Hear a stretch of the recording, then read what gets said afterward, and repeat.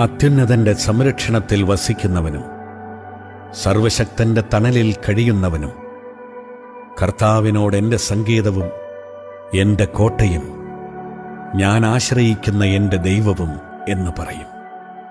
അവിടുന്ന് നിന്നെ വേടന്റെ കെണിയിൽ നിന്നും മാരകമായ മഹാമാരിയിൽ നിന്നും രക്ഷിക്കും. തന്റെ തൂവലുകൾ കൊണ്ട് അവിടുന്ന് നിന്നെ മറച്ചുകൊള്ളും. അവിടുത്തെ ചിറകുകളുടെ കീഴിൽ നിനക്ക് അഭയം ലഭിക്കും. അവിടുത്തെ വിശ്വസ്തത നിനക്ക് കവചവും പരിചയമായിരിക്കും. രാത്രിയിലെ ഭീകരതയെയും പകൽ പറക്കുന്ന അസ്ത്രത്തെയും നീ ഭയപ്പെടേണ്ട. ഇരുട്ടിൽ സഞ്ചരിക്കുന്ന മഹാമാരിയെയും നട്ടുച്ചയ്ക്ക് വരുന്ന വിനാശത്തെയും നീ പേടിക്കേണ്ട.